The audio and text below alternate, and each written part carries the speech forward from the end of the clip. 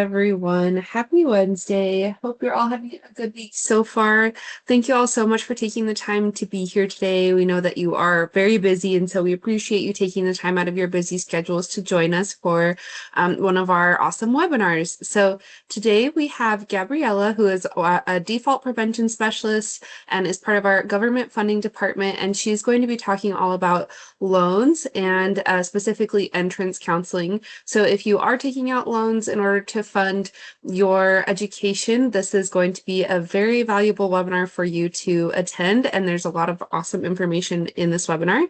This is actually a series that Gabriella will be doing. So she'll be doing 2 other webinars this semester. So watch out for those coming up in a few weeks as well. But this is going to be the first one of the series. So I mentioned this earlier in the chat, but this will be recorded so you can revisit this at a later time if you have to leave early or if you want to review any of the information that Gabriella shares. And just as a reminder, please do stay on mute throughout the presentation just so that Gabriella's presentation doesn't get interrupted. But feel free to post questions in the chat or come off of mute if Gabriella prompts you to. So without further ado, I'm going to turn the time over to Gabriella.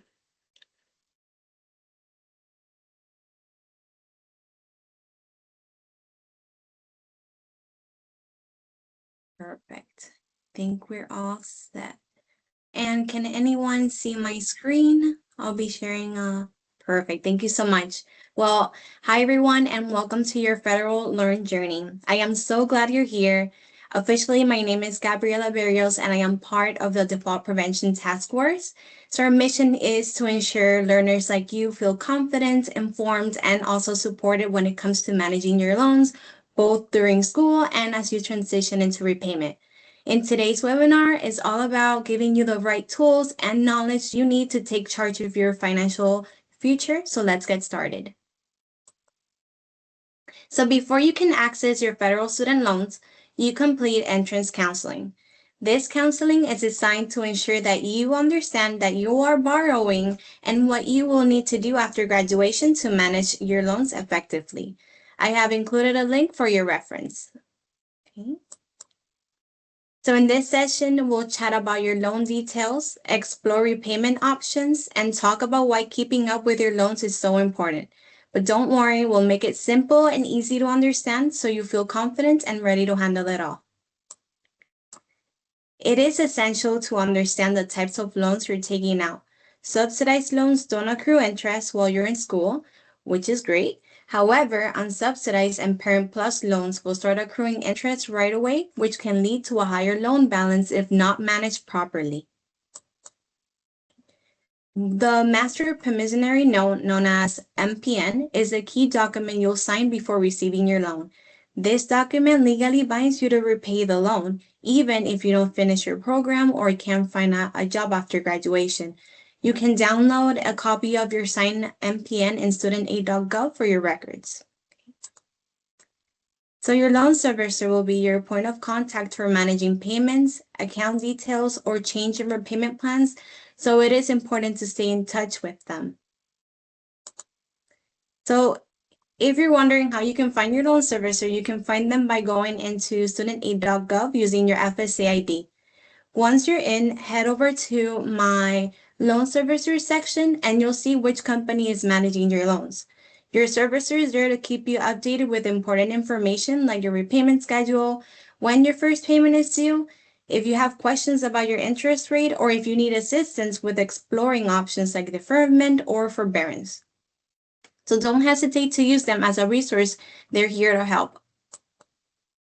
So once you graduate, withdraw from the institution or drop below half-time, which is less than 6 credits, your loans will enter repayment and will be automatically enrolled in the standard repayment plan unless you pick a different plan. Please note that only for direct subsidized and unsubsidized loans, you will have a 6-month grace period before your payments are due. Again, it's only for subsidized and unsubsidized loans. But if you have any questions, you're more than welcome to give me a call and we can take a look into your loans a bit more into depth. So if you have several repayment plan options, we'll be discussing it on our next slide. And your monthly payment amount will vary depending on how much you borrow. For instance, a $10,000 loan could require payments from $100 to $200 per month. That will be depending on the plan. So in this chart, we have included a breakdown of the repayment plans available, which include the standard repayment plan, the graduated repayment plan, and the extended repayment plan. These plans base your monthly payment amount on how much you owe, your interest rate, and a fixed repayment time period. There's also the income-driven repayment plans, which are based on how much money you make and your family size. You may take a picture of this slide as a reference for when it's time for you to choose a plan.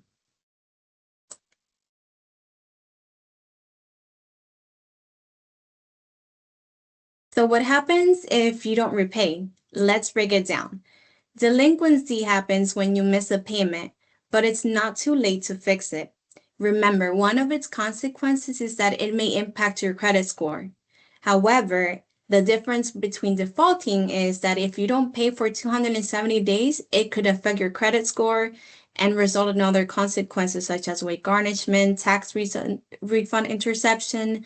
There's also loss of eligibility for federal student aid, increased loan balance, and even result in legal actions. But here's the good news. With the right planning and communication, you can avoid falling in default and help you manage your loan successfully. So let's make sure you're set up for success. Okay, let's talk about how your loans might impact your other financial aid. When you accept a loan, it is important to understand how it could affect your eligibility for things like grants or scholarships. Sometimes taking out a loan may reduce the amount of other aid you can receive. So it's always a good idea to double check your financial aid packaging. But don't worry, if you're ever unsure on how your loans might interact with other types of financial aid, just reach out to your learner funding advisor. We're here to make sure everything is clear and that you get the most out of your financial aid. Now let's talk about a couple of key strategies to stay on top of your loans. First, set up an online account and make sure your contact information is always updated. This way you won't miss any important notices, plus it's always a good help to also be easily track your loan balance, or you can also take a look on the interest rates and all of that good stuff. So it's always good to have that opened up and all that set. Okay. Now let's talk about interest. Your loan's way of growing when you're not looking. It starts adding up as soon as your loan is dispersed like a little snowball rolling down a hill. But here's the good news. You can slow it down by making interest payments while you're still in school. It may not seem like much now, but trust me, future you will be so thankful. So it's always good to, take small steps now, which will lead to big savings later. And one quick reminder is to stay half-time enrolled to keep your loans in deferment. If you drop below half-time, which is less than 6 credits, your loan will want to start getting repaid and you may lose eligibility for other financial aid. So keep your grades up, stay enrolled, and you'll keep things on track. Life happens and sometimes you might need to withdraw from school. If that ever happens, please don't stress. The most important thing is that you can reach out to us at any time. We're here to help you. We'll guide you through the exit counseling that will help you understand how to manage your loans after leaving school. But withdrawing doesn't mean you're on your own. We're here to support you every step of the way, making sure you have all the information you need to stay on track with your loan repayment. If you ever have any questions or want to check your loan details, studentaid.gov has everything you need. They also offer a loan simulator that can help you look to verify which other, monthly payments amounts there may be depending on the plan that you decide, or there'll be also repayment plans that best works for you. So they'll be able to give you that information. And remember, federal student loans are an investment into your future. So it's always good to be proactive, stay informed, and reach out if you have any questions. By doing so, you will be set up for success. So congratulations, you got the knowledge you need to take control of your loans. Repayment might feel like a big challenge now, but with the tools you have, you're ready to handle it with confidence. And here's a quick recap. We have gone over the master promissory note, how your loan works, the importance of repaying it, and how it affects your financial future. And remember, repayment is your responsibility, even if things don't go as planned. Keep your enrollment at half time, which is 6 or more credits. Track your payments and don't hesitate to reach out to us with any questions. Before we finish today's webinar, it was pretty quick, but I'm sure a lot of information was discussed. This was our first webinar. Again, we're the Default Prevention Task Force, and we want to hear from you. We want you to, fill up a quick survey we're going to be sharing. We want to see what would you want to hear on our next webinar. We want to see how we can help. We're here to support you. If you have any questions regarding to your loans, I am happy to help. And I would like to thank you all for your attention. And again, if you have any questions, please feel free to contact me. I've shared my email in there. And again, we're here to support you every step of the way. Chelsea will be sharing that satisfaction survey, so make sure to complete it as soon as you can. It takes maybe a minute or two, but we truly appreciate it. And again, thank you so much for being here. If you have any questions, send me a quick email, or you can share it on the chat. I'll be happy to answer it right now. I have a question. My Yes. name is Maria. Yeah, so when I look on my loan, so there is the amount, the total amount it says, and then there's an I can't remember the right term. It says from the aid. So what's the difference on that one? So I paid my tuition fee already. That I don't because when they asked already like to pay, okay, so I did, but then I still have some kind of like a loan in there, but I'm not really sure if it's FAFSA and how will it kick in that aid that comes from FAFSA.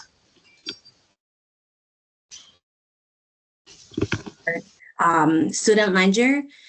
For specific information regarding to your aid amounts and all that, we can, set up and probably connect you to your financial or financial advisor, and then we can verify a little bit more. But yeah, it would automatically be connected over to your student ledger and dispersed that way. You can set up an appointment through email. You can connect with me. I'll be happy to go over it with you, Maria, and as well as any other learner that needs assistance and need to, look over something in particular. Just send me an email. And we can connect via Teams. I can give you a call or chat through email, whichever is easiest for you guys. Okay. Thank you. Of course.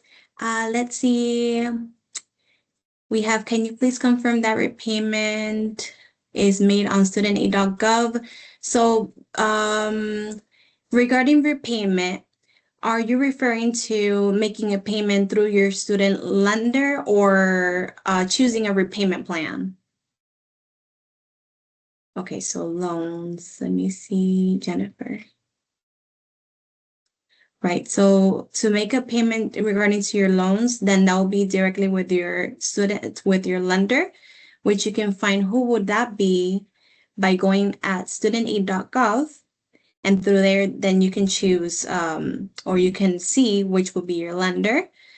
And then through there, you can make those payments. So there's, just so you guys know, there's Mohila. That will be one of the main ones.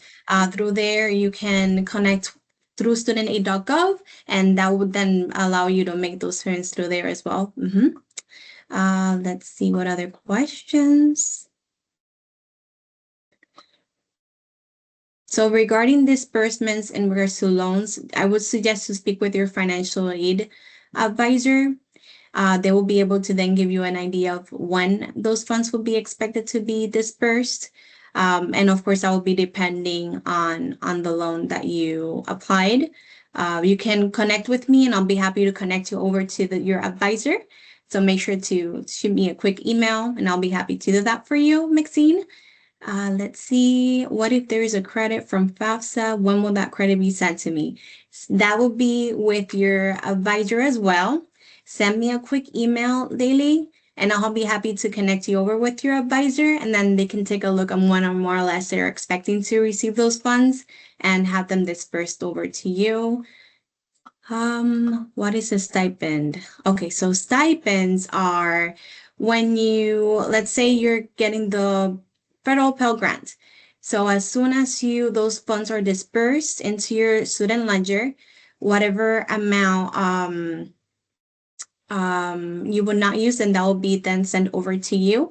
And that's something that your financial aid advisor can as well verify the amount, and if you do qualify for any additional stipend. Okay, hopefully that answers your question. And of course, you can send me a quick email. I'll be happy to also connect you with your advisor. We will start processing. Okay, yes, thank you so much, Noemi. Let's see, when does FAFSA hit and the student loans? I still have a positive balance, but my FAFSA covers it. That will be the same thing. That will be with your financial aid advisor. Again, you can send me a quick email. I'll be happy to connect you over and get those answers for you. Any other questions regarding to loans? Do the advisors if we qualify or eligible for stipend? Same thing, that will be with your financial aid advisor, Esmeralda. So for sure, send me a quick email and I'll be happy to connect you over with your advisor and they can give you a bit more info in regards to that. Chelsea has shared my email with you guys. So again, send me a quick email. Any other questions? It looks like there was a question earlier. Priscilla asked who would help me with reporting to my currently Nelnet loan to be paused. I sent it to my financial specialist and have not received a response. Of course, let me. Yes, so you will need to connect with Nelnet directly. I can send me an email, Priscilla. I'll be happy to provide you with the right point of contact to assist you with pausing that loan. And then I'll give you additional information in regards to what's next, what can you expect, and other resources that could possibly be helpful for you as well. So for sure, send me a quick email as well, Priscilla. I'll be happy to help. Okay, and then it looks like Vivian has her hand raised. Yes, thank you. I do. How can I help you? Yeah, my question is regarding the interest on loans to repay maybe interest or maybe part of the loan.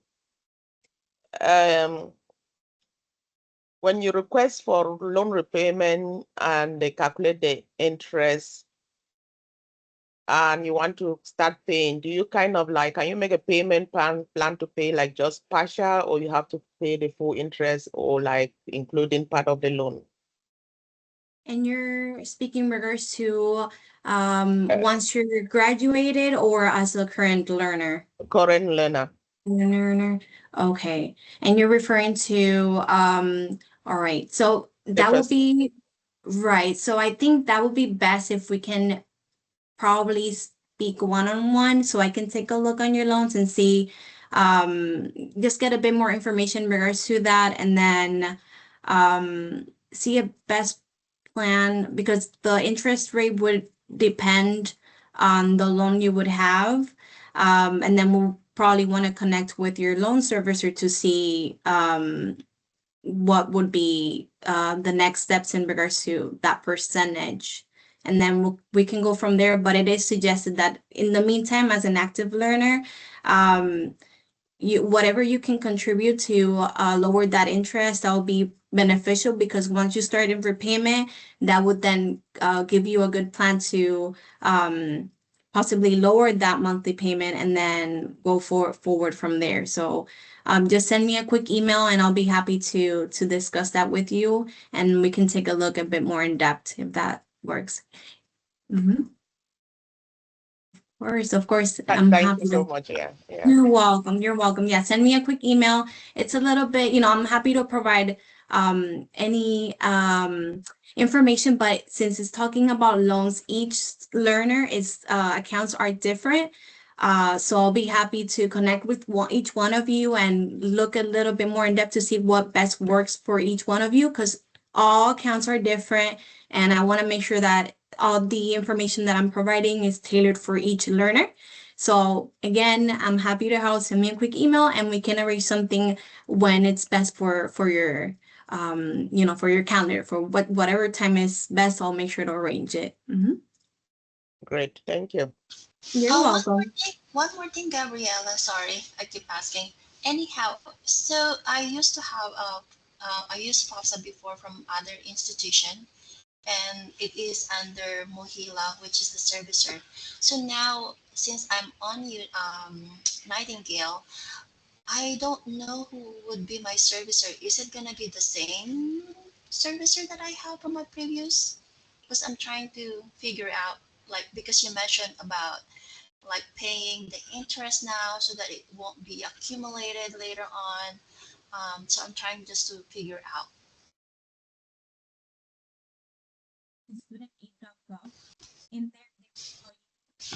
I didn't hear you. Sorry. We're having a hard time hearing you, Gabriella. Can you hear me now? Yes, that's better. Okay, perfect. Sorry about that. So please sign into studentaid.gov. Once you do, in there you could see the most updated information in regards to your loan servicer. So that way you can verify if it's still Mohila. But we can verify. I can show you, and I can actually, let me share the tab where you can. So you can take a screenshot of the steps. Okay, there it is. But yeah, you can find more information in studentaid.gov and check on your loan servicers. And there you can confirm and be assured that it will be, if it is still Mohila. Just make sure that you continue updating your information in the meantime. So any information regarding the interest rates and how much your payments would be, then that's something that you will directly receive via email. Noted. Okay, and Maria, if you have questions, if you can't find it or anything, send me a quick email so we can take a look together. I'll be happy to assist you and guide you through the way. Thank you. You're welcome. Any other questions?